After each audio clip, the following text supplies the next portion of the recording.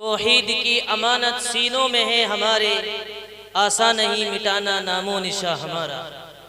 ये थे जनाब हाफिज़ मोहम्मद जुनैद आलम इब्ने हाजी ताहिर हुसैन साहब, जो अभी अभी आप हजरात के सामने एक बेहतरीन कलाम पेश फरमा रहे थे। मदरसा हाजा के अंदर ये तालिब इल्म है। अब दस्तारबंदी का अमल बहुत करीब है। इससे कबल मैं एक मदरसा हाजा के उस्ताद कारी निज़ामुद्दीन साहब से मैं दरख्वास्त करूंगा इस बात की कि हजरत वाला का इस्तकबाल फरमाएंगे।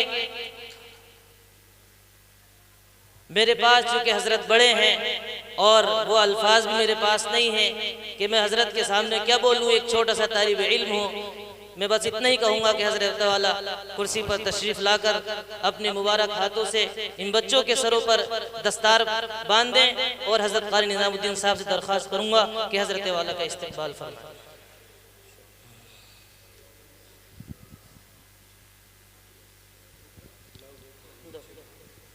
आ जाओ भाई, तीनों तालिब इल्म आ जाओ। नाम क्या है? हाफिज़ मोहम्मद साकिब सल्लल्लाहु इब्ने हाफिज़ जाहिद हुसैन साहब और हाफिज़ मोहम्मद शादान इब्ने मोहम्मद शमशाद आलम और हाफिज़ मोहम्मद अमान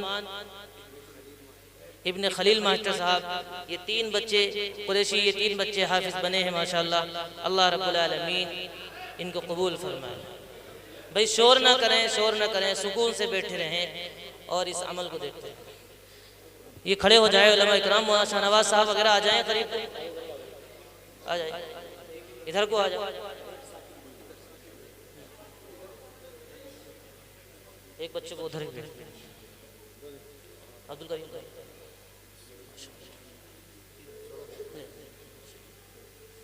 हाथ लगवा दे सब। कारी खालिद साहब दामद बरकात आ जाइए।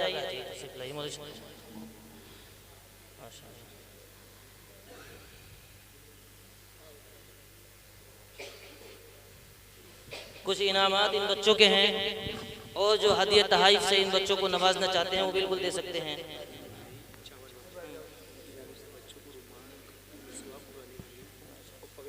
ठीक ठीक भाई माशाल्लाह। नदीम भाई हैं ढाल पर चावल वाले, उनकी तरफ से इन तीनों तालिब इल्मों के लिए एक तोहफा पेश किया गया है, जिसके अंदर काफ़ी है, तस्बीह है, मिसवाक है, इतर है और रुमाल है, और जो दस्तार इनके सर पर बंधी हुई वो इनकी तरफ से दी गई है। ये एक और एक कुरान करीम का हदिया है जो इन बच्चों को दिया गया है। हजरत के हाथ आज भी तीनों बच्चे माशाअल्लाह।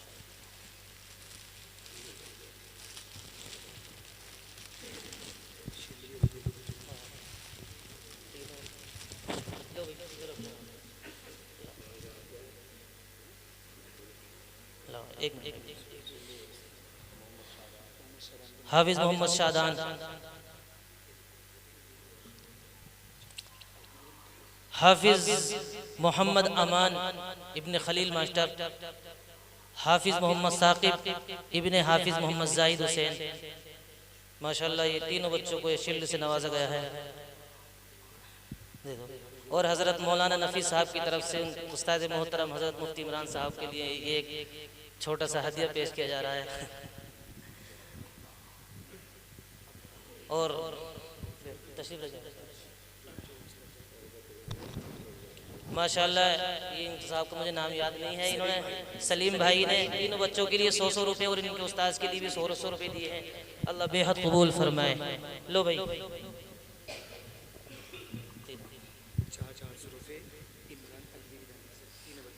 माशाअल्लाह 400 रुपये इन तीनों बच्चों के लिए इमरान अलवी साहब की तरफ से दिए गए हैं। अल्लाह बेहद इनके पैसों को कबूल फरमाए, इस हदिये को कबूल फरमाए। ये भाई ये वो खर्च है। लो भाई ये भी तीनों जगह तकसीम कर लेना, तीनों बच्चे माशाअल्लाह। क्या नाम है हमारा? गुड्डू भाई की तरफ से माशाअल्लाह 100 रुपये ये एक साहब ने दिए, गुड्डू भाई ने दिए, गुड्डू भाई ने दिए इन तीनों बच्चों के लिए। लो भाई, और मौलाना शाहनवाज साहब ने जो है माशाअल्लाह तीनों बच्चों के लिए 100 रुपये और मौलाना नफ़ीस साहब के लिए 200 रुपये दिए हैं। अल्लाह बेहद कबूल फरमाए। ये तीनों बच्चों के लिए 100 रुपये दिए गए हैं। अल्लाह बेहद कबूल फरमाए। लो और हज़रत मौलाना नफ़ीस साहब के लिए भी 200 रुपये आए हैं। अल्लाह बेहद उनका ताब उनको कबूल फरमाए। ये 600 रुपये इन तीनों बच्चों के लिए है। अल्लाह बेहद कबूल फरमाए। लो तकसीम कर लिया।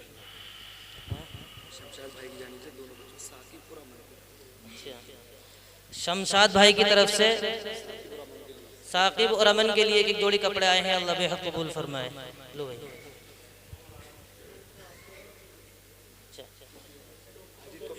हाजी तौफीक कुरैशी साहब की तरफ से 400 रुपये, 100 रुपये मौलाना के लिए और 300 रुपये इन बच्चे के लिए दिए हैं। अल्लाह बेहद कबूल फरमाए। लो भाई माशाअल्लाह, बहुत खुशी की बात है, बहुत जज्बे की बात है।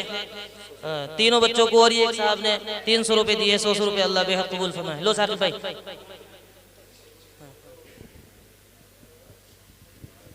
जो साहब देना चाहते हैं ले आए, जल्दी से ले आए, जो वक्त भी बहुत हो चुका है। माशाअल्लाह। क्या नाम है? इसहाक कुरैशी साहब की तरफ से तीनों बच्चों को 100 रुपये दिए जा रहे हैं। अल्लाह बेहद कबूल फरमाए इनकी इस हदिये को। जल्दी से अच्छा।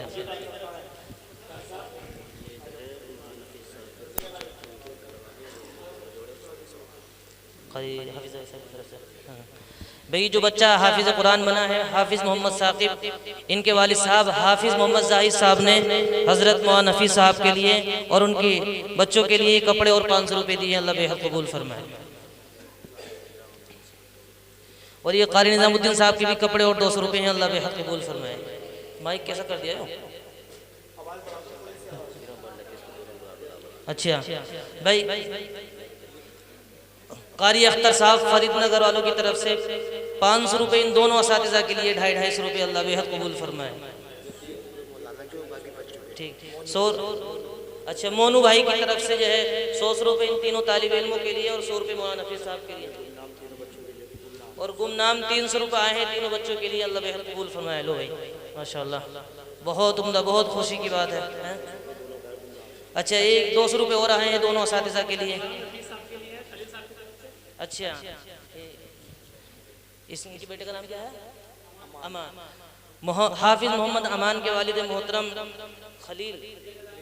खलील मास्टर साहब की तरफ से 1000 रुपये और कपड़े इनके उस्ताद मोहतरम मौलाना नफ़ीस साहब के लिए, और कारी निज़ामुद्दीन साहब के लिए भी 500 रुपये और कपड़े। अल्लाह बेहद कबूल फरमाए। भाई लो भाई, बैग लाना चाहिए था इन्हें साथ में दोनों को। यही तीनों बच्चों के लिए 100 रुपये दिए। अल्लाह कबूल फरमाए। अच्छा भाई, भैया हाफिज़ मोहम्मद अमन जो बच्चा हाफिज़ कुरान बना है, इसकी नानी की तरफ से हज़रत कारी निज़ामुद्दीन साहब के लिए कपड़े आए हैं। अल्लाह बेहद कबूल फरमाए।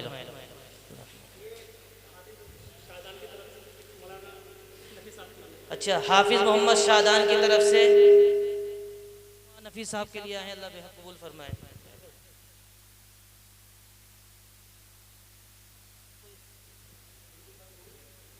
हेलो,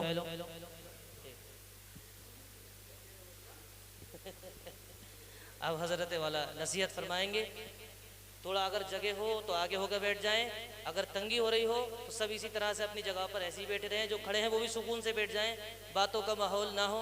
हजरत की तबीयत भी थकी हुई है, लंबे सफ़र से आ रहे हैं, इसलिए किसी तरह का कोई शगफ और शोर ना हो। तमाम हजरात सुकून और इत्मीनान से नसीहतों को सुनो। इत्तिफाई आओ कर लो और आओ को हो जाएंगे, मजमा ज़्यादा है। आ जाए बेटा, आओ को हो जाओ, आओ को हो जाओ। माशाअल्लाह, बहुत उम्दा भाई, क्या मोहब्बत है। नबी के नाम पर सब जमा हो गए माशाअल्लाह।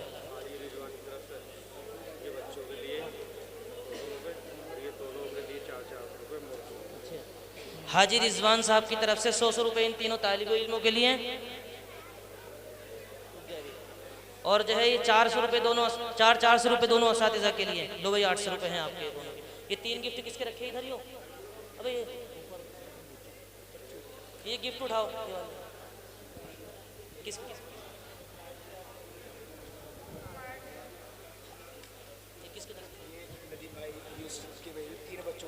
अच्छा भाई, नदीम भाई चावल वाले, जिन्होंने इन बच्चों को वो रुमाल वगैरह दिए थे, ये गिफ्ट भी उन्हीं की तरफ से इन तीनों बच्चों के लिए। ले लो माशाल्लाह, ले। जज़ाकल्लाह जज़ाकल्लाह। अल्लाह आपकी मोहब्बतों को, आपके जज्बों को कबूल फरमाए। अल्लाह आपकी मेहनतों को, अल्लाह आपके आने को कबूल फरमाए। भाई ये बहुत ही सुकून के साथ और इत्मीनान के साथ बैठ करके हज़रत वाला की नसीहत को सुन लें।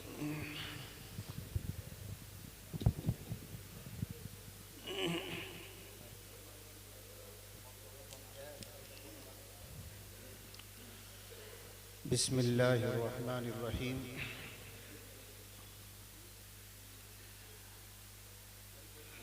नहमदुहु व नुसल्ली अला रसूलिहिल करीम, अम्मा बाद। फ़अऊज़ु बिल्लाहि मिनश शैतानिर रजीम। बिस्मिल्लाहिर्रहमानिर्रहीम। व अल्लम आदमल अस्माअ कुल्लहा सुम्मा अरदहुम अलल मलाइकति फ़क़ाल अंबिऊनी। सदक़ल्लाहुल अज़ीम। व क़ाल नबी सल्लल्लाहु अलैहि वसल्लम खैरुकुम मन तअल्लमल कुरआन व अल्लमहु। व क़ाल नबी सल्लल्लाहु अलैहि वसल्लम इन्नमा बुइस्तु मुअल्लिमा।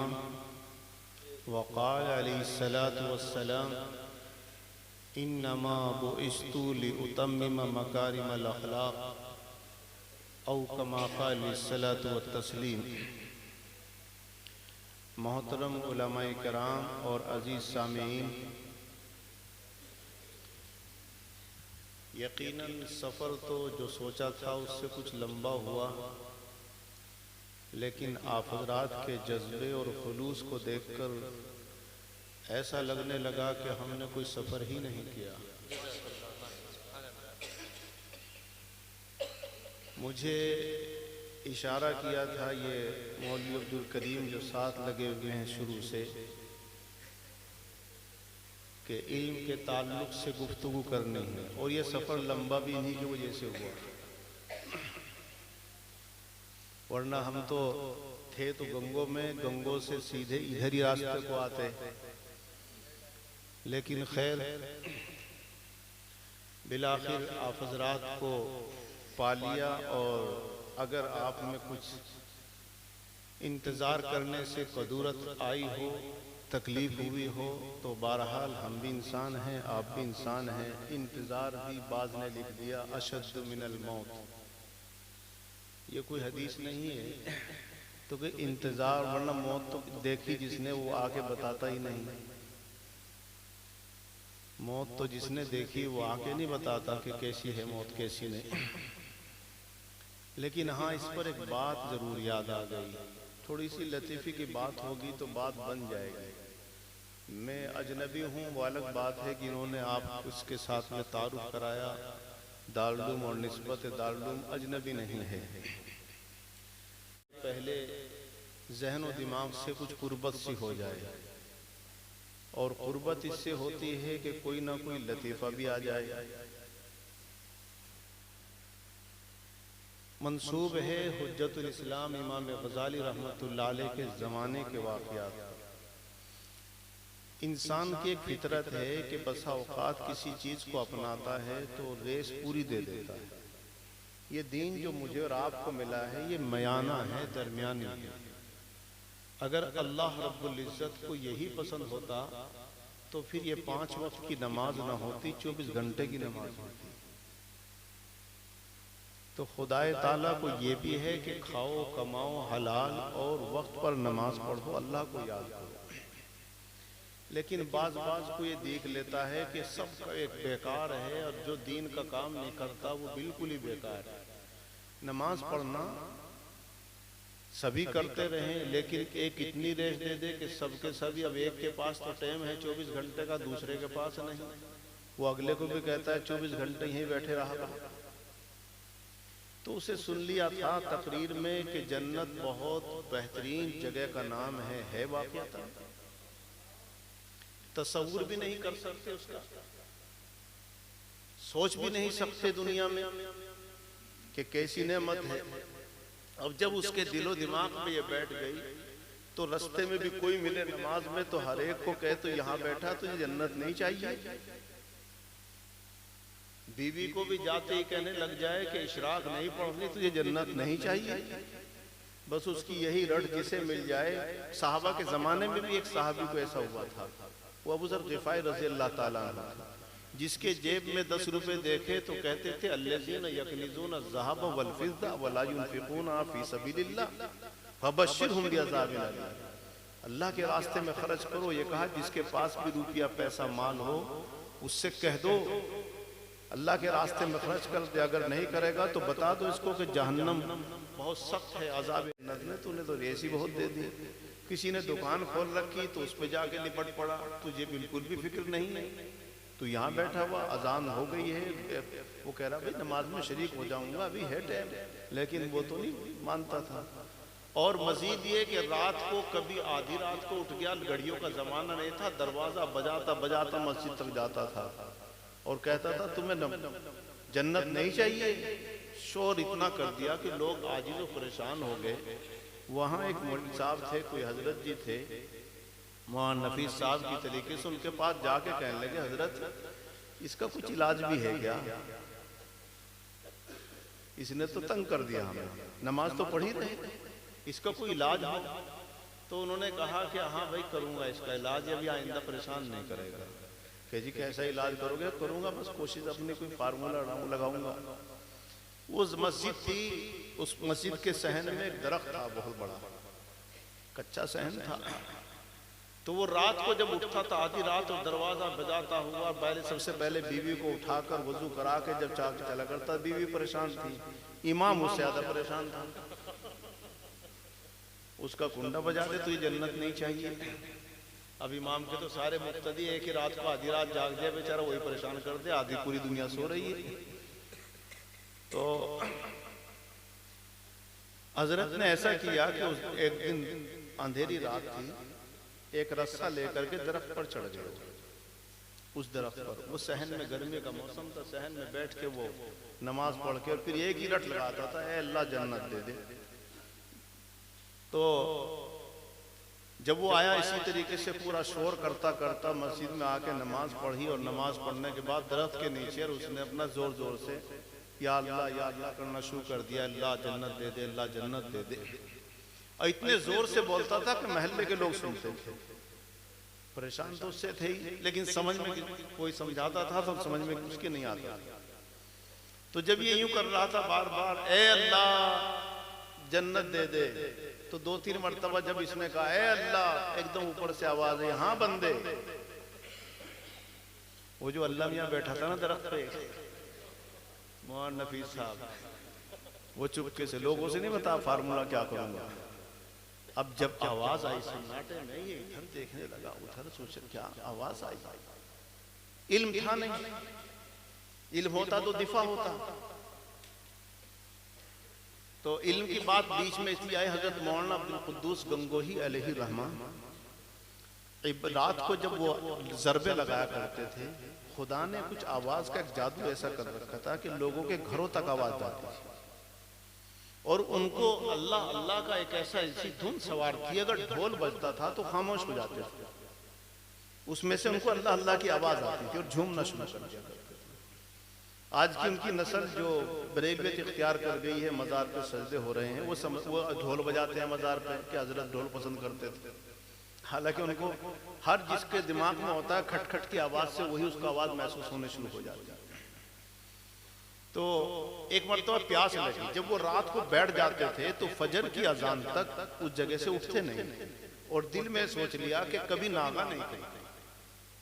लेकिन शैतानी इम्तिहान हो गया, शैतानी वसवसा बड़ा खतरनाक है। अब शैतान ने प्यास लगा दी, अल्लाह ने बड़ा तसर्रुफ दिया शैतान। प्यास जब शिद्दत की लगी, सोचा उठ के चलूं, फिर सोचा कि आज बर्दाश्त कर लूं, ये मैं सोचा कि इतने दिन तक और जब तक रहूं तो ये बीच में ना हो, लेकिन प्यास बढ़ती चली गई। इस मौके का फायदा उठाकर ऊपर से गिलास सोने के तार में बांधकर यूं लटक गया सामने। जैसे ही लटका तो ये सोचने लगे, आलिम सोने के गिलास में पानी। अचानक पूछने लगे कहां से आया है? ऊपर से आवाज आई कि मैं जिब्रील फरिश्ता हूं। अल्लाह रब्बुल इज्जत भी नहीं चाहता कि मेरा बंदा मेरे जिक्र को छोड़कर पानी पीने चला जाए, तो इसलिए अल्लाह रब्बुल इज्जत ने पानी भेज दिया। उन्होंने कहा भी अल्लाह ने तो मना किया है कि सोने और चांदी के बर्तन इस्तेमाल करने जायज नहीं है। उसी अल्लाह ने तो मना किया, लेकिन शैतान भी तो शैतान है। कहने लगे जब जन्नत से पानी आया, जन्नत के बर्तन तो सोने चांदी के हैं, मिट्टी के तो है नहीं, जन्नत से आया है। तो हजरत कहने लगे मैं समझ गया तू शैतान है, जन्नत वन्नत से कुछ नहीं, मैं नबी नहीं हूँ, फरिश्ता जिब्रील अंबिया के अलावा किसी पर नहीं आता। ला हौला पढ़िए, गिलास गायब हो गया। गिलास गायब होते ही एकदम से कहा शैतान ने, जा अब्दुल कुद्दूस, अगर तुझे इल्म ना होता तो मैं आज तेरी इबादत को सलब कर लेता, लेकिन मैं और आप इसको भी समझ ना पाते। एक बारीक ये था कि मैं इल्म के किब्र में आ जाऊं। एकदम से ला हौला पढ़ने के बाद कहा कि शैतान लईन, तू ये समझता है कि मुझको मेरे इल्म ने बचाया, मेरे खुदा ने बचाया, मेरे इल्म में कोई ताकत नहीं। तू मुझे किब्र में मुब्तला करना चाहता है। अगर खुदा मुझे तौफीक ना देता, इल्म तो तेरे पास भी था, तौफीक तो नहीं थी, तो अल्लाह की तौफीक हुई, अल्लाह ने मुझे बचाया। तो ये जो आवाज लगा रहा था बैठे हुए दरख्त के नीचे, ए अल्लाह, ऊपर से आवाज आई, हाँ बंदे। अब इसने फिर सोचा, आहिस्ता से बोला, है अल्लाह।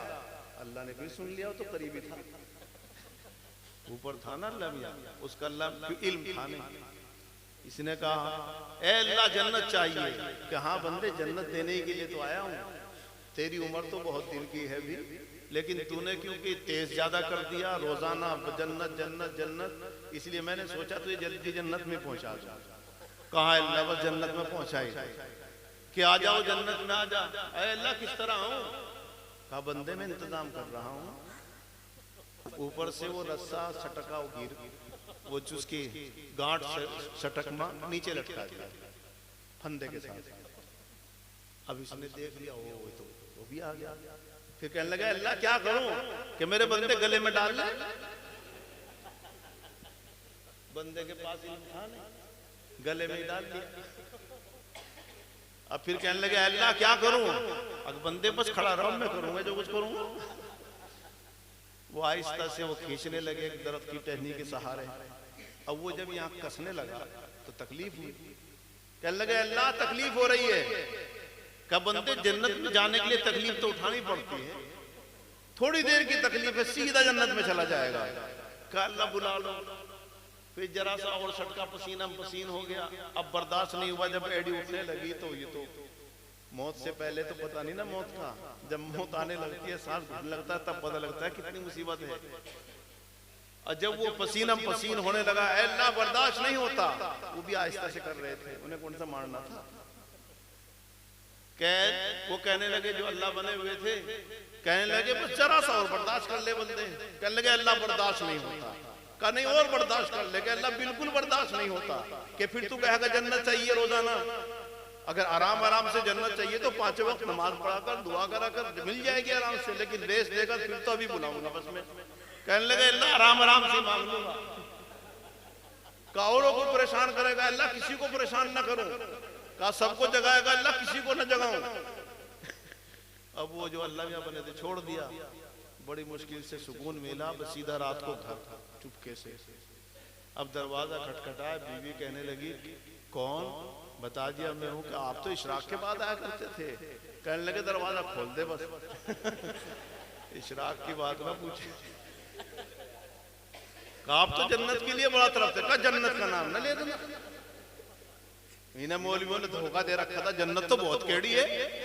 कहा पसीना आ गया, पसीना मुश्किल है जन्नत हासिल करना। उसके बाद से रोजाना चुपके से आए, नमाज पढ़े चले जाए। लोग कहने लगे मुझे साहब क्या इलाज किया? कहने लगे बस मेरे ही पास रहने हुई इलाज।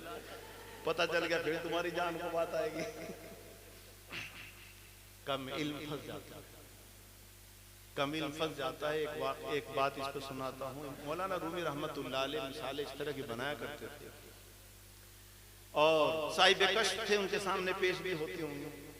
कि सर्दी का मौसम था, हवा चल रही थी, हल्की हल्की सी फुहारें थी, हल्की हल्की सी फुहारें थी। और ये बाहर का मौसम जाने के बाद जो सर्दी का मौसम शुरू होता है, उस वक्त का जानवर अक्सर घोंसले बना लेते हैं। जानवरों में एक जानवर है जिसको बैया कहते हैं, छोटा सा बैया तो कहते हैं यहाँ तक भी, वो जो झूलता हुआ मकान बनाता है, उसको, तो वो जो बैया है छोटा सा जानवर, तो वो नीचे का उसका घोंसले का रुख होता है और उसमें दो मकान बनाता है, वो एक अपना और एक बीवी का, जनाना मर्दाना दोनों बनाता है। यहाँ तक भी लिखा है अगर सख्त अंधेरा हो जाए तो जुगनू पकड़ के छोड़ देता है। बताओ कौन से इंजीनियर पास किया उसने, सिर्फ चोंच से इतना बढ़िया मकान पूर देता है। तो उसने मकान अपना उस दरख्त पे पूर रखा था, ये हवा सी हल्की सी चल रही थी, ठंड सी थी, तो एक बंदर आया कहीं से हाँफता फाँफता भीगा हुआ, उस दरख्त के करीब यूं बैठ गया, कांपने लगा हवा से बचने के लिए। तो एक मिसाल बनी है कि उसे देखने के बाद बैये और बैयन दोनों अपने घोंसले में थे। तो बैये की बीवी बैयन कहने लगी अपने शोहर से कि थोड़ी सी तकरीर करके कुछ समझा लो, थोड़ी सी तकरीर कर दो ताकि कुछ समझ जाए। तो वो उसका शोहर कहता है भैया की उल्टी खोपड़ी का है, कभी समझाना नुकसान दे पड़ जाए। अब वो बेचारी फिर कहने लगी इसको कुछ थोड़ा समझा देते, आड़े वक्त के लिए मकान बना लेता, इंसानों जैसे हाथ चलते हैं इसके, तो कम से कम ना भीगता ना सर्दी में मरता। किसी ने इसको शायद तकरीर करके समझाया नहीं, कोई जलसा वलसा करके इसे कुछ बताया नहीं, थोड़ा सा बताना था शायद इसकी अकल में आ जाए। अब वो रोकता रहा, वो बजीद रही। उसने कहा चल तू ही समझा ले इसे। तो वो एकदम से आके अपने घर के दरवाजे पे कहने लगी बंदर भैया तू इंसानों जैसा है, इंसानों की तरह हाथ तेरे चलते हैं, अगर चाहे तो तू 10 मिनट में एक अपना मकान एक अपनी जगह बना लेगा। बंदर का घोंसला तो नहीं होता कहीं आपने नहीं देखा होगा। तो कई साढ़े वक्त के लिए तुमने अपना घोंसला अपना घर क्यों नहीं बनाया, तुझे घर बना लेना चाहिए था, कुछ तो तुझे समझ रखनी चाहिए थी। अब वो जो इसके अंदर किब्र होता है वो किसी की बात सुनता नहीं। बंदर को किब्र है और किब्र वाला नुकसान तो दे सकता है, किसी का सुनता नहीं। तो बंदर ने ऊपर देखा और देखने के बाद कहा ये जरा सा जानवर मुझे तकरीर करके समझा रहा है। एकदम से चढ़ा दरख्त पे और उसका घोंसला तोड़ा, 3-4 टुकड़े किए और फेंक दिया। अब वो दोनों बेचारे डाल पे बैठे भीगने लगे। अब वो कह रहा भैया उसका शोहर कर ले तकरीर, समझा ले, तेरे दिमाग में आया था जलसा करके लोगों को समझाऊं। किसी ने इस मंजर को देख कर कहा सिख बुद्ध दीजिए उसे जिसे सिख बुद्ध सुहाए। बंदर को क्या सिख बुद्ध दीजिए कि बेचारे भैये का घर जाए। तो बात तो बताने के लिए लंबी हो या कम हो वही बताई जाए जहां कोई समझना भी चाहता हो। पूरी रात तकरीर कर लो और बात समझ में ना आए। खुशी की बात यह है कि आप अपने कुरान, अपने अल्लाह रब्बुल इज्जत के कलाम से इतनी मोहब्बत करते हैं और करनी चाहिए, उनके पढ़ाने वालों से करनी चाहिए। उसके बावजूद भी मुझे बहुत कम नजर आता है। बहुत जिस इलाकों में ज्यादती होती है वहां कुछ और है। जब बचपन में हम पढ़ते थे तो बहुत कुछ एक बच्चे के सिर्फ नाजरा होने पर ही वो उस्ताद के घर में सारे जोड़े जाया करते थे। अब हिफ्ज होने पर भी बड़ी मुश्किल दिखते हैं, यहाँ तो दिख रहे, वरना वो अक्सर जगह नहीं नजर आता, अक्सर जगह नहीं नजर आता। तो ये इल्म जो कुरान है ये अल्लाह का कलाम, मुझे और आपको मालूम है हमारा ईमान। अल्लाह के रसूल सल्लल्लाहु अलैहि वसल्लम से सहाबी ने पूछा या रसूल अल्लाह दुनिया आई चली गई, अंबिया आए और चले गए, खुदा न खास्ता आप भी दुनिया से चले गए, तो हम किसकी इत्तिबा करें। हुजूर पाक सल्लल्लाहु अलैहि वसल्लम ने फरमाया था तरक्तु फीकुम सकलैन किताबुल्लाह व सुन्नतु रसूली। मैं दो चीजें तुम्हारे लिए छोड़कर जाऊंगा, एक किताबुल्लाह, एक अल्लाह के रसूल यानी अपना तरीका। कहीं फरमाया तरक्तु फीकुम हमारे लन तदिल्लु मा तमस्सकतुम बिहिमा किताबुल्लाह व सुन्नतु नबी। दो चीजें मैं यहीं छोड़कर जाऊंगा। तो लिहाजा ये कुरान मेरे और आपसे अल्लाह का नबी दुनिया से चला गया, क्या थी वो, इन्ना अरदनल अमानता अला समावाति वल अर्दि वल जिबाल। अल्लाह फरमाते हैं मैंने अमानत को, इस कुरान को, इन अहकाम दीनी को आसमानों को कहा कि तुम ले लो, बुलंद और बाला हो, इनकार कर। जमीन से कहा कि तुम उठा लो, इनकार कर दिया। पहाड़ों को कहा तुम तो मजबूत हो, ये अमानत आने वाली नस्ल तक पहुंचाना, तुम ले लो, सब ने।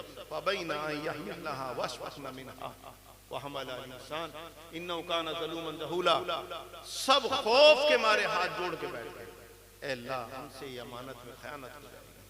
लेकिन इंसान सबसे पहले हुजूर पाक सल्लल्लाहु अलैहि वसल्लम उन्होंने एकदम से कह दिया, अल्लाह उठा लो। अगर किसी बच्चे को कहो ये 1 कुंटल का पत्थर उठा लोगे, पलट दोगे? जी पलट दूंगा। और वो पलटने भी लग जाए, आप समझ जाए कि ये अपनी ताकत को अंदाजा नहीं है इसे, तो उसे हाथ लगवाते हो, साथ लगाते हो और शाबाशी उसको दे रहे हो। कुरान का उठाना न हुजूर के बस की बात थी, न किसी और इंसान के बस की बात थी। हुजूर पाक सल्लल्लाहु अलैहि वसल्लम पर वही उतरती है, आंखों की पुतली काली अंदर चली जाती है, हुजूर पाक सल्लल्लाहु अलैहि वसल्लम की सफेदी आंख बाहर आ जाती है। हजरत आयशा सिद्दीक़ा रज़ियल्लाहु ताला अन्हा जो सबसे ज्यादा मुशाहिदा किया करती थी, फरमाया करती है, मैंने सख्त सर्दी में अपने प्यारे हबीब सल्लल्लाहु अलैहि वसल्लम को देखा कि जिस वक्त वही उतर रही है तो पेशानी से पसीना गिर रहा है। और यह कुरान 23 साल में हुजूर पाक सल्लल्लाहु अलैहि वसल्लम ने इकट्ठा किया, और आज 3 साल के अंदर, 1 महीने में और साल भर में, 2 साल में ये बच्चा कुरान को याद कर लेता है। वो भारीपन कहाँ गया? वो अल्लाह के रसूल सल्लल्लाहु अलैहि वसल्लम के क़ल्ब अतहर पर। और क़ल्ब अतहर रसूल सल्लल्लाहु अलैहि वसल्लम का भी सबसे पहले इलाज किया गया, हिकमत और दानाई डाली गई। कई दफा शक के कमर को शक के सदर किया गया, हुजूर पाक सल्लल्लाहु अलैहि वसल्लम का कुव्वतें पैदा की गई, बचपन से आदी बनाया गया। और जब जाकर ये कुरान उतरा, एक एक आयत करके नबी आखिर ज़मा सल्लल्लाहु अलैहि वसल्लम ने जमा किया। और जमा करने के बाद जब अल्लाह तबारक व तआला ने ये कहा था कि मैंने ये अमानत दी, अमानत पहुंचाना है, हुजूर पाक सल्लल्लाहु अलैहि वसल्लम ने हज्जतुल वदा के मौके पर ऐलान किया था, हल बल्लगतुल अमानता, ऐ लोगों मुझे साफ बताओ क्या वो अमानत जो अल्लाह ने मुझे सुपुर्द की थी तुम तक मैंने पहुंचा दी? सबने कहा था भला या रसूलल्लाह सल्लल्लाहु अलैहि वसल्लम, हाँ हाँ अल्लाह के रसूल, आपने ये अमानत हम तक पहुंचा।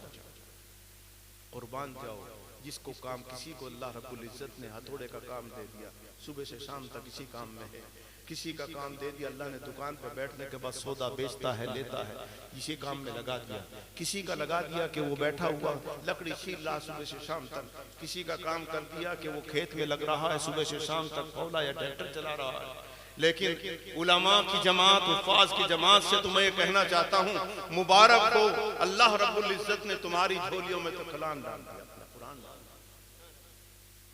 और कहीं ऐसा ना हो कल क़यामत में अल्लाह रब्बुल इज्जत ये ना सवाल कर लें, ए उलमा हुफ़ाज़ की जमात, औरों के हाथ सच में कुछ आया, लेकिन तुम्हारे ये अल्लाह ही सवाल कर दे कि तुम्हारे झोलियों में, तुम्हारे दामन में अजान से पहले ही मैंने ये कुरान डाल दिया था और ये मशगला तुम्हारा लगा दिया था। सुबह से शाम तक खुदा का कलाम पढ़ना है, पढ़ाना है, सीखना है, सिखाना है। और यही वजह है कि हजरत सालिबा रज़ी अल्लाह ताला अन्हु इरशाद फरमाते हैं कि अल्लाह के रसूल सल्लल्लाहु अलैहि वसल्लम ने इरशाद फरमाया, क़यामत का दिन होगा, उलमा की कहीं थी, हर इंसान की कैटेगरी होती है। एक तो वो आलिम है, एक वो हाफिज है जो बाअमल रहा है, सीधा जन्नत में जाएगा। दूसरा वो है कि हाफिज है, आलिम है, जब भी लोगों को बताता है दीन की बात वो सही बताता है, लेकिन खुद के अमाल कुछ कमजोर है। एक आलिम वो है जो लोगों को भी बद्दीन की तरफ ले जाता है, दीन से हटाता है, किसी को कादियानी बना दे, किसी को बिदाती बना दे, किसी को किसी मजार पर लगा दे, किसी को किसी के पीछे लगा दे। ये उलमाए सू कहते हैं।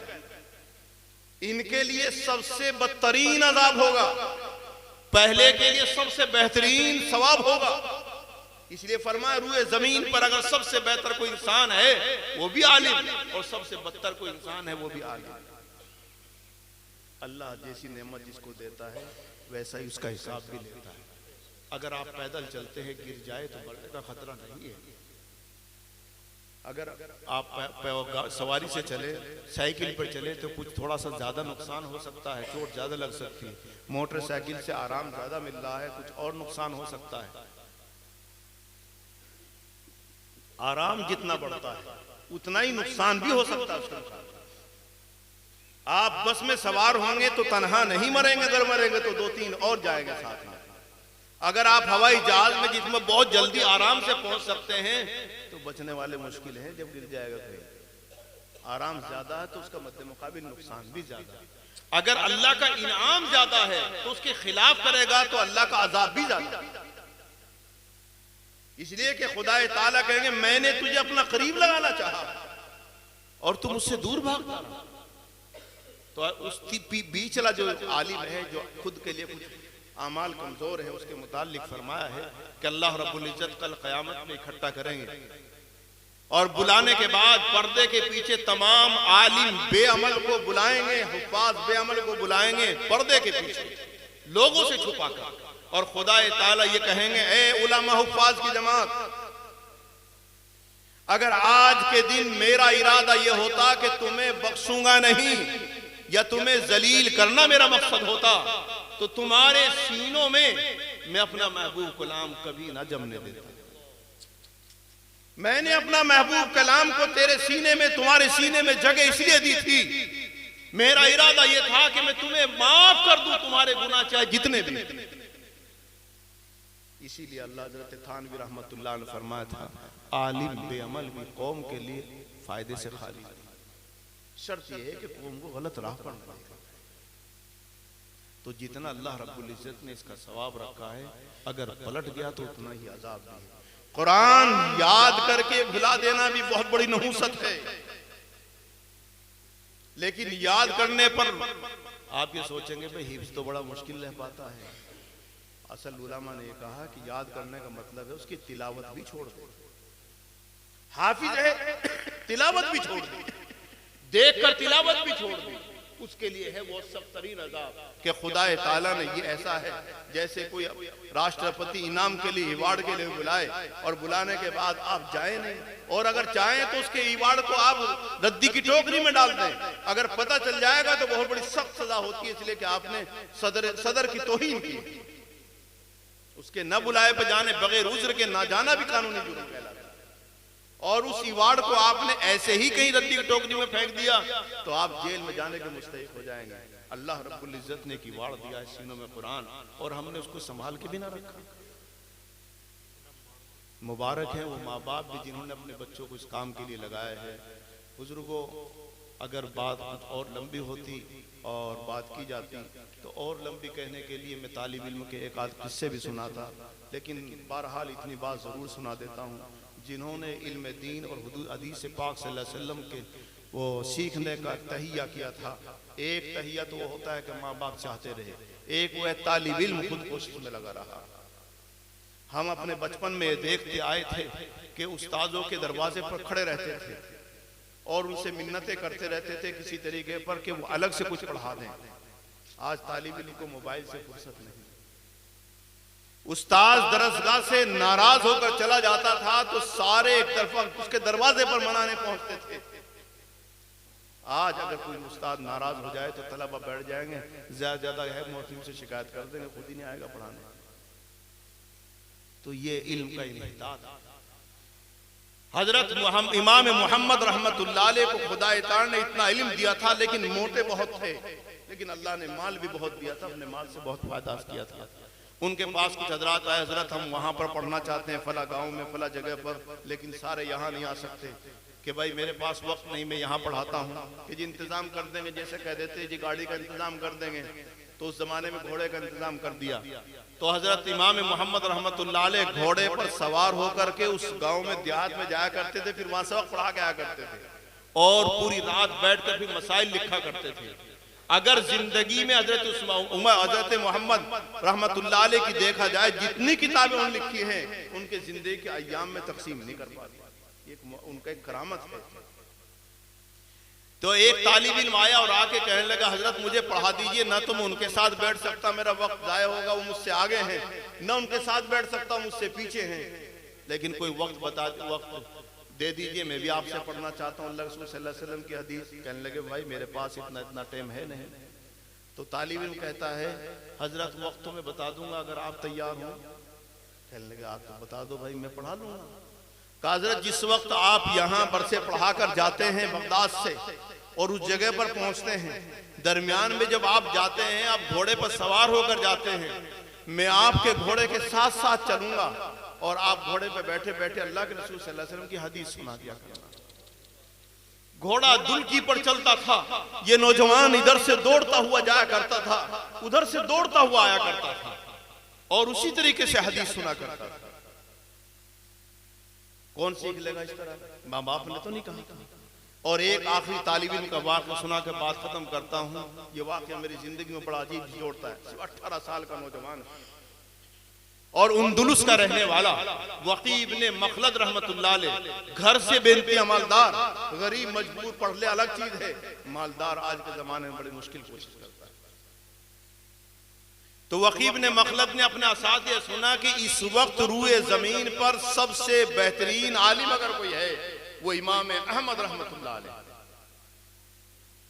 जैसे आज के जमाने में बच्चा क्या सोचता है, मैं भी दारुल उलूम जाऊं, मैं भी दारुल उलूम जाऊं, कि उस्ताद पढ़ा रहा वो भी कह रहा मैं दारुल उलूम पढ़ के आऊं, वो दारुल उलूम की तारीफ कर रहा तो उसके भी दिमाग में ही आता है कि मैं भी किस तरह दारुल उलूम चला जाऊं। उस जमाने में उस्तादों की मदरसे नहीं थे, बल्कि उस्तादों की दरसगाहें थी। तो उसने तय कर लिया अपने असातिज़ा से रुखसत लेकर के, इजाज़त लेकर के, मैं बाकी की तालीम इमाम अहमद रहमतुल्लाह अलैह से पढ़ूंगा।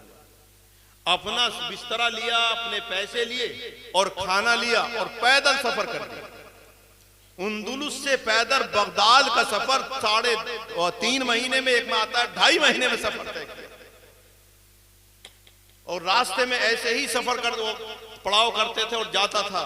जब बगदाद के करीब गए, लोगों से पूछते पूछते बगदाद शहर कौन है, वहां कोई बाहर आदमी मिला तो पूछा कि बगदाद यही शहर है? तो उन्होंने कहा कि हाँ। बेटा तू कहां से आया? उन्होंने पूछा कि क्या इसमें बगदाद में इमाम अहमद रहमतुल्लाह अलैह भी हैं? तो वो बड़े मियाँ कहने लगे कि बेटा तू किस लिए पूछता है इमाम अहमद को, क्या बात है? कहा हजरत मैं उंदुलुस से आया हूं और उंदुलुस से आया हूं इमाम अहमद से हदीस सीखने के लिए आया हूं। तो ये कहने लगा, जो उनसे बड़े मियाँ मिले थे, कि बेटा तेरी ये हसरत पूरी नहीं होगी, तेरा सफर बेकार हो गया। क्यों? उनका इंतकाल हो गया? कि नहीं, इंतकाल नहीं हुआ।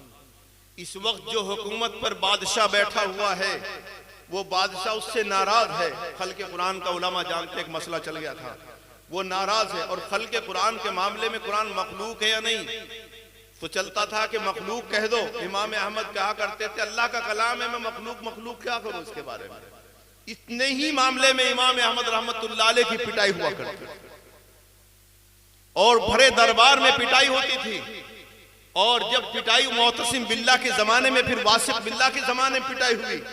कहते हैं कि वासिक बिल्ला के जमाने में पिटाई शुरू हुई थी और फिर मोहतसिम बिल्ला ने उनको रिहा किया था। जब रिहा किया था इमाम अहमद रहमतुल्लाह अलैह को, उस वक्त इमाम शाफी रहमतुल्लाह अलैह ने यह कहलवा के भेजा था कि ए इमाम अहमद, अपना वो कपड़ा मुझे हदिये में दे दो जो जिसमें आप पीटा करते थे, वो खून से लथपथ कपड़ा मुझे दे दो। जब वो इमाम शाफी रहमतुल्लाह अलैह के पास गया था तो आंखों से लगाया करते तो ज़ारो कतार रोया करते थे। इमाम अहमद से किसी ने पूछा था, ए इमाम साहब, दौरान असीरी आप पर जो गुजरती थी, आपकी पिटाई होती थी और बहुत जल्लाद पीटता पीटता थक जाता था, बेहोश हो जाते थे, फिर बंद कर दिया जाता था, आप कैसे साबित कदम रह गए? याहिया इब्न मुईन जैसा बहुत बड़ा बुजुर्ग, कम से कम यह है कि इस बात के ऊपर बड़े वज़रात ने कह दिया कि हम गुफ्तगू नहीं करेंगे, चुप बैठ जाते थे, आप भी चुप हो जाते।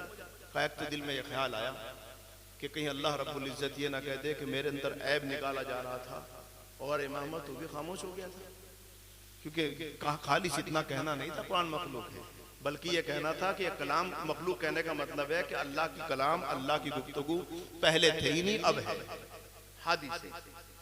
तो खुदा के अंदर ऐब लाजिम आ रहा था। फरमाया कि कैसे साबित कदम न रहता, मेरी बराबर में पिटने वाला बगदाद का सबसे नामी गरामी डाकू, जब वो पीटता पीटता मेरे करीब आया और आने के बाद मुझसे कहने लगा, ए इमाम साहब, मुझे आप जानते हो मैं बगदाद का सबसे बड़ा डाकू, इसने 100 से ज्यादा कत्ल किए हैं, रोजाना पीटता हूं, नाहक मैंने कत्ल किए थे, एक का भी इकरार नहीं किया।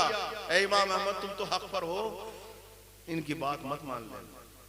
कहा उस डाकू की पिटाई से मुझे हिम्मत होती थी। तो वो इमाम अहमद रहमतुल्लाह अलैह उस वक्त नजरबंद थे।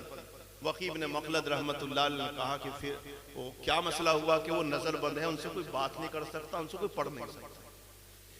तो कहा कि किसी और दरसगाह चल रही, जब इतनी दूर से आया किसी और उस्ताद के पास चला जाऊं कि याहिया इब्न मुईन की दरसगाह है। पहुंचे उनकी दरसगाह में। दरसगाह में पहुंचने के बाद सबक के बाद सवाल होता था, तो सब खड़े होकर के इसने भी सवाल कर लिया और सवाल ये कर लिया कि हजरत मुझे बता दिए इमाम अहमद रहमतुल्लाह अलैह कैसे आदमी है। अब उनके बारे में अगर यूँ कहा जाए बहुत बढ़िया आदमी है तो पुलिस का खतरा था पकड़ने का, इसलिए कि बादशाही शराब था। याहिया इब्न मुईन उस पर गुफ्तगू नहीं करते, अपने शागिर्दों को मना कर रखा था उनके बारे में मत पूछना, लेकिन ये नया था।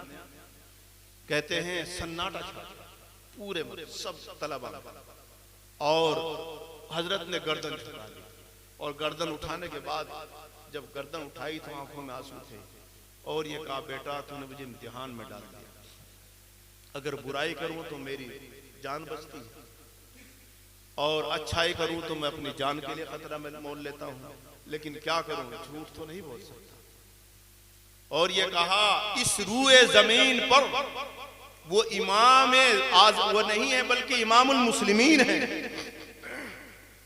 तो ये था, कहा मैं जरूर उनसे पढ़कर। कहते हैं मैं एक कमरा किराए पे लिया, लेने के बाद किसी से कहा भाई उनका घर बता दो, कहने लगे जी हम नहीं बताते घर।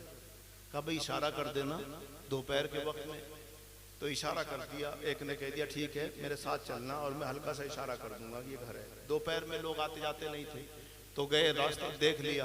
अगले दिन पूरे पैर के ऊपर एक कपड़ा बांधा, फकीराना लिबास पहना, घर का मालदार शख्स, तालिब इल्म 18 साल की उम्र है और घर घर जाने लगा अजरुकुम अल्लाह, यानी अल्लाह के नाम पे दे दो, अल्लाह के नाम पे दे दो। लेना तो था नहीं किसी से, लेकिन दोपहर के वक्त में इमाम अहमद रहमतुल्लाह अलैह के दरवाजे पर खड़े होकर आवाज लगानी शुरू कर दी, अजरुकुम अल्लाह अर्जुकुम अल्लाह।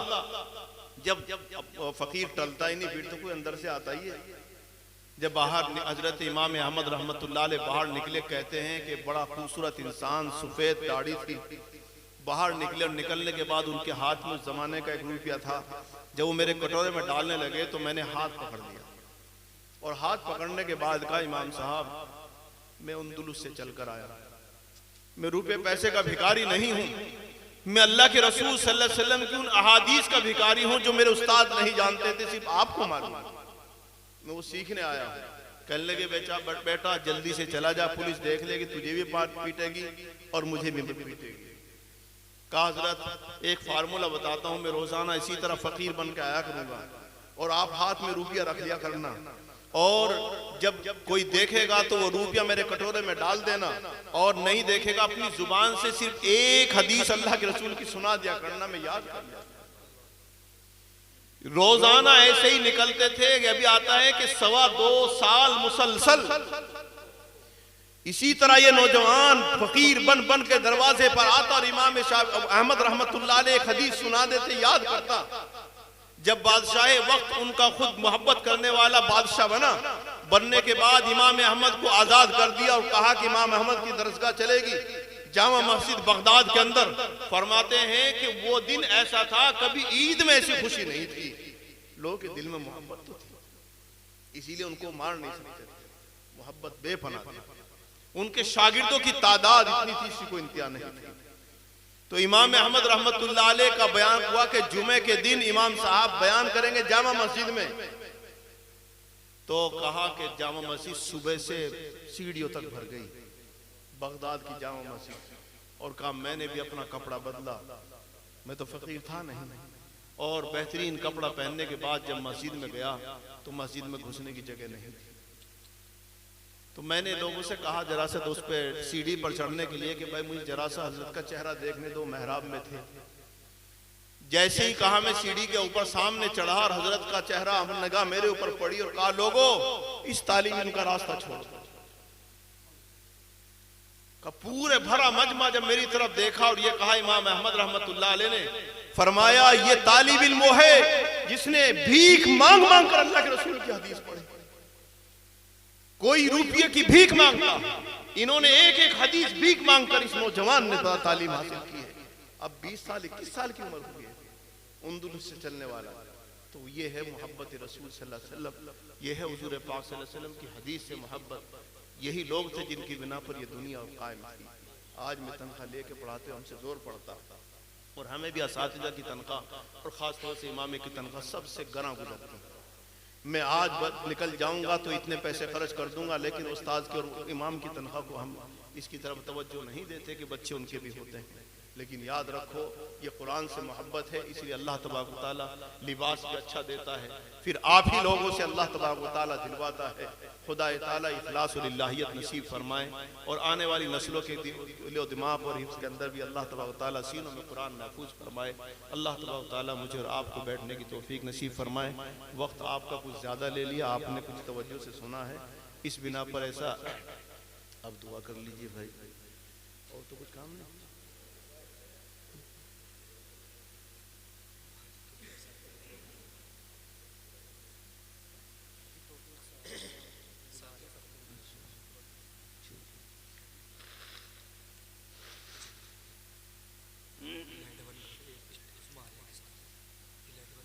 दरूद शरीफ पढ़ ले भाई। अब खुदाए ताला से मांग लो भाई। देखो तबीयत हमारी भी ऐसी है, जल्दी धसका भी छूट जाता है, लेकिन यह है कि खुदाए ताला से मांगते वक्त आर नहीं होनी चाहिए। मैं तो हमेशा यही समझता हूँ, क्या पता कौन सी किस वक्त की दुआ कबूल होती है, आपकी वजह से हो सकती है, इन मासूम बच्चों की वजह से हो सकती है। तो लिहाजा जब खुदा से मांगना है तो लिपट कर और चिमट कर क्यों ना मांग लिया जाए, 1-2 मिनट जितना भी है।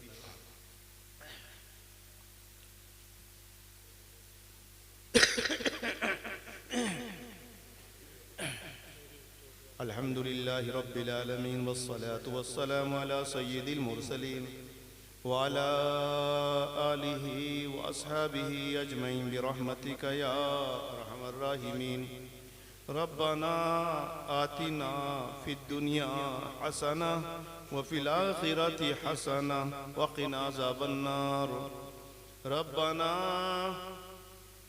आतिना फिद दुनिया हसना व फिल आखिरति हसना व क़िना अज़ाबन्नार। रब्बना ला तुज़िग़ क़ुलूबना बाद इज़ हदैतना व हब लना मिन लदुनका रहमा इन्नका अंतल वहाब। रब्बना ला तुज़िग़ क़ुलूबना बाद इज़ हदैतना व हब लना मिन लदुनका रहमा इन्नका अंतल वहाब। रब्बना ला तुआखिज़ना इन नसीना व अख्ताना। रब्बना वला तहमिल अलैना इस्रन कमा हमलतहु अलल लज़ीना मिन क़ब्लिना। रब्बना वला तुहम्मिलना मा ला ताक़त लना बिहि। रब्बना वला तुहम्मिलना मा ला ताक़त लना बिहि वाफ़ु अन्ना वग़फ़िर लना वरहमना अंत मौलाना फंसुरना अलल क़ौमिल काफ़िरीन। फंसुरना या मौलाना अलल क़ौमिल काफ़िरीन। फंसुरना या मौलाना अलल क़ौमिल मुफ़सिदीन। फंसुरना या मौलाना अलल क़ौमिल मुफ़सिदीन। या मुग़ीस वग़िसना या मुग़ीस वग़िसना। अल्लाहुम्मा इन्ना नजअलुका फ़ी नुहूरिहिम व नऊज़ु बिका मिन शुरूरिहिम। या अल्लाह या रहमान या रहीम या करीम। अल वदूद या अल्लाह, अल हबीब या अल्लाह, अल हकीम या अल्लाह, अल अलीम या अल्लाह, अल अजीज या अल्लाह, अल गाफिर या अल्लाह, अल गफूर या अल्लाह, अल गफ्फार या अल्लाह, अल कादिर या अल्लाह, अल कदीर या अल्लाह, अल मुख्तदिर या अल्लाह, अल हय्यु अल क़य्यूम या अल्लाह, या अल्लाह। ओ खालिक, ओ मालिक, ओ रब्बे जुल जलाल, ए जमीन के मालिक, ए आसमान के मालिक, ए फिजा हवा वाले, ए पाक परवरदिगार, इस वक्त रात के इस हिस्से में, इस मस्जिद में, आपके घर में, आपके कलाम की तकरीब में, ए रब्बे कायनात, ये तमाम हजरात जमा हैं, उलमा, सुलहा, अत्किया, अबरार, बच्चे, बूढ़े, जवान, औरतें, रब्बे करीम तुझसे मांगने के लिए बैठे हैं तेरे कुरान की निस्बत पर। ओ अल्लाह, हम गुनहगार हैं, सियाकार हैं, बदकार हैं, मतलब मुजरिम हैं, लेकिन आपके हैं परवरदिगार, आपके कुरान का वास्ता लेकर आए हैं, हमें माफ कर दीजिए, हम सब की खताओं को माफ फरमा, लग़ज़िशों को माफ फरमा, कोताहियों को माफ फरमा, बीमारों को शिफा अता फरमा, बेरोजगारों को रोजगार नसीब फरमा, बेसहारों को सहारा अता फरमा।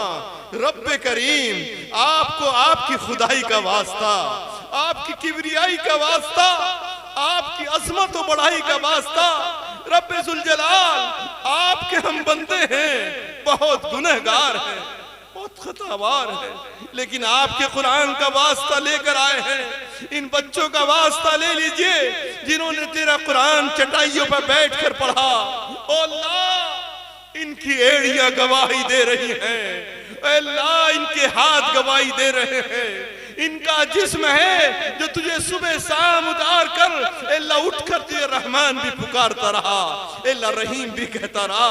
रब्बे करीम, तमाम लोगों की जायज मुरादें इस कुरान की बरकत से पूरा फरमा दीजिए, अल्लाह सब की हाजत पूरी फरमा दीजिए। मेरे मौला, आप मालिक हैं, आप ही खालिक हैं, और आपके अलावा हमारा कोई नहीं परवरदिगार। अल्लाह कहाँ जाएंगे इलाही, तू यकीनन नाराज हो गया हमसे। ए रब, तू हमारी करतूतों से नाराज है। अय्याल सलाह की आवाज आई, हमने लब्बैक न कहा।